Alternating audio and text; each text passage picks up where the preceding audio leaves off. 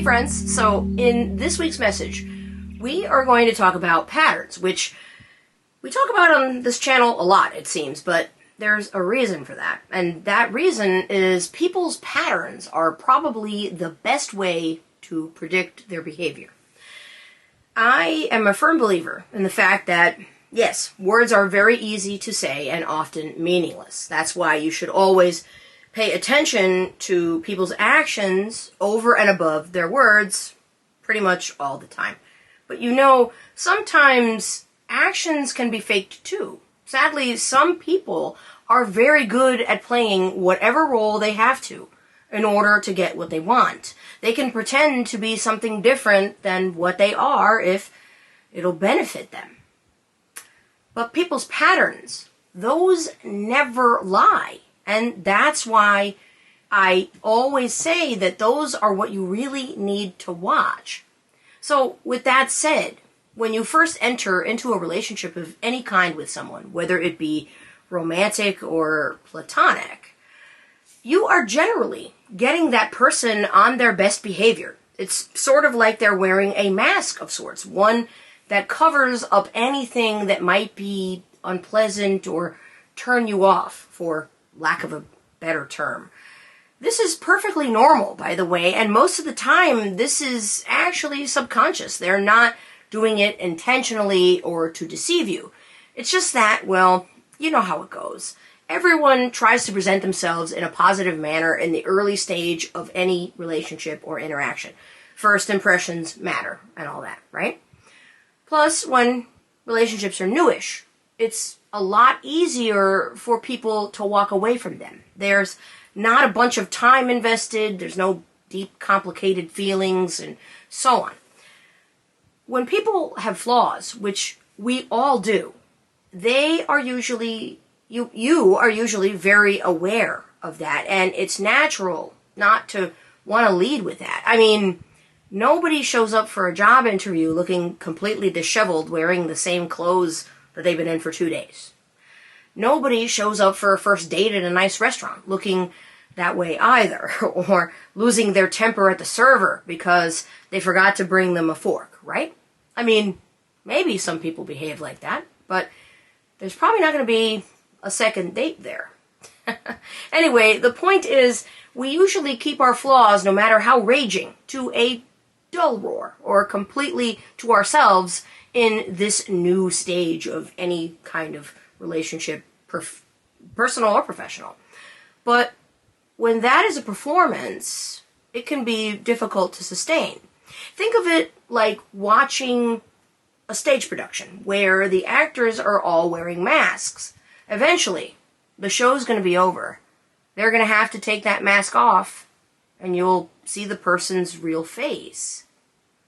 This is a good metaphor for human behavior because it illustrates the point very nicely. You can't wear a mask forever. Eventually, the true face that's behind it is going to be seen. Now, truthfully, sometimes that face is not that much different than what you had been seeing all along. Some people are pretty much themselves with some modifications all the time. What you see is what you get for the most part. But with others, the person behind the mask is radically different than who they presented themselves to be at first. And now you've got some reckoning to do with yourself on a lot of things. But let's not jump ahead of ourselves and miss a very important point in the process.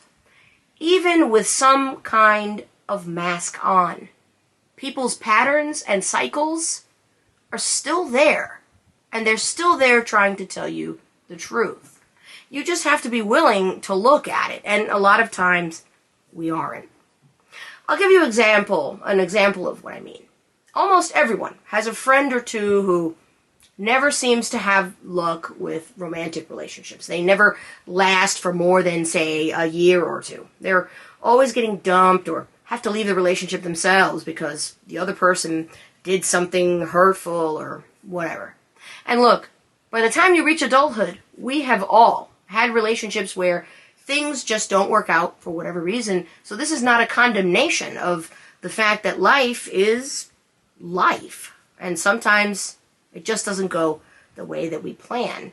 I'm talking about people who seem to be in this cycle for years, where all their new beginnings always have the same ending. And because this person might be your friend or relative or whatever, you can't help but wonder, why the hell are they so unlucky? I mean, they're a wonderful person and such a good catch. Well, here are 3 things that might explain that, and I'm going to give them to you in this order quite on purpose. Number 1, sometimes people always seem to attract low-hanging fruit because that's all they think that they deserve. They keep finding people who don't love them properly because they don't love themselves properly either. That's a topic that needs its own video, so we'll leave that one there. And then 2, they don't have luck with relationships because, well, let's put it this way. Being someone's friend can be very different from being in a deeper, maybe romantic relationship with them. Surely, you know someone that at some point you have said, geez, I really like so-and-so. He or she is so funny and I love hanging out with them, but man, I feel bad for their spouse or partner or whatever. I can't imagine what it's like to live with them every day. Now, why do we say things like that? Because we can truly like or even love someone and still be very aware of their flaws or their shortcomings or their baggage and traumas. Hell, I can think of people who I know that I love as a friend dearly, but if you made me coexist with them in the same house, I would probably run into traffic screaming after a week. So when it comes to relationships, sometimes the nature of that relationship is the reason why it doesn't work out. And if that context were to change, then you would probably find out for yourself why their luck is so terrible. Let's just leave that one there too. And last but not least, the 3rd, which is critical to the point of this video. There are some people out there who think they make fantastic partners because they have a strong sense of loyalty and they won't cheat. But they often do not realize that they are also selfish or manipulative, or that they have terrible communication skills, or that they lack empathy for others, or that they are inconsiderate or unappreciative. They also don't realize that they are hanging on to all kinds of emotional trauma and pain and hurt and resentments from the past, and they're going to keep bringing those with them into whatever new relationship they get into. And that doesn't make a great partner or a great catch. That's why those relationships don't work out for them, because more times than not, they are unwilling to fix the things that are broken, so to speak. They just expect people to work around them. They want to normalize things that are really not normal. Even when they do find a good partner, they want that partner to change instead of them having to change themselves.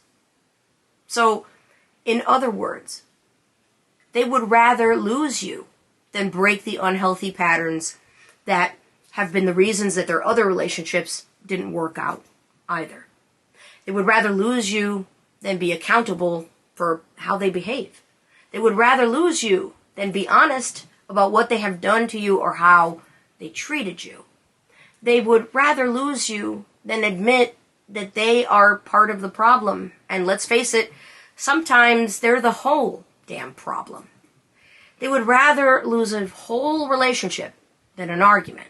They would rather lose you than apologize.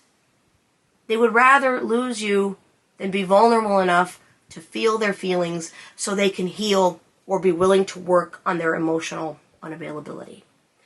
They would rather lose you than work on their traumas and erase those old tapes from the past that make them unable to have an authentic, loving connection with another person.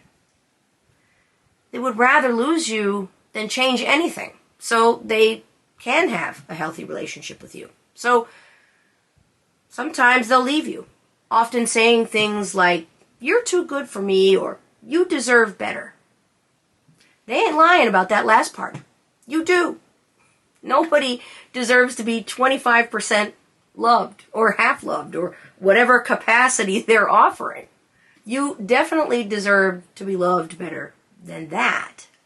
But listen, I know that this can sometimes be a very difficult thing to accept. It can make you ask the awful question, why won't they change? What's wrong with me? It can bring all of your insecurities front and center. It can make you question your worth. I won't even bother with saying, ask me how I know here, because I will just tell you, I was once in that place. And it was very, very difficult. Not going to lie to you. But here's something that I ultimately learned from that experience, and I hope it's as helpful to you as it was to me. They didn't leave you to find someone better. They left you for someone different, someone easier, or at least easier at first. Someone who will not hold them accountable or make them face those unhealthy patterns or whatever the reason was that they couldn't meet you at a higher level. And you know what? They're not going to change for that person either. If they do change, it'll be because they want to. Period. And if they don't change, then that relationship might last longer or be shorter. The timeline doesn't really matter. It's still going to end too. Probably for the same reasons. Because patterns, friends, patterns. I'll leave you with this. Healthy relationships exist. But in order for them to be healthy, all parties involved must participate. All parties must make effort. All parties must be willing to work on their individual pieces of the puzzle so that when it comes together, everything fits in perfectly. And if someone is not willing to do this, if they are not willing to work on themselves so that they can have a healthy relationship of any kind that will last and be fulfilling, then it's okay to let that person go. And if it's too late and they let you go first, then stop blaming yourself. Because, listen, when that happens, sad to say, you are not losing anything or anyone of real value. It's not even really a loss. It's that person simply setting you free. Free to find someone else who shows you that they value you by being willing to do the work. Someone who holds themselves accountable for the way that they treat you and the way that they make you feel. Someone who is not afraid to admit when they are part of the problem and who will work to fix it. Someone who gives the relationship and you the respect that you deserve. That's all I've got for you this week. I'll be back next week with another priority message. Until then, take good care of yourselves. Bye.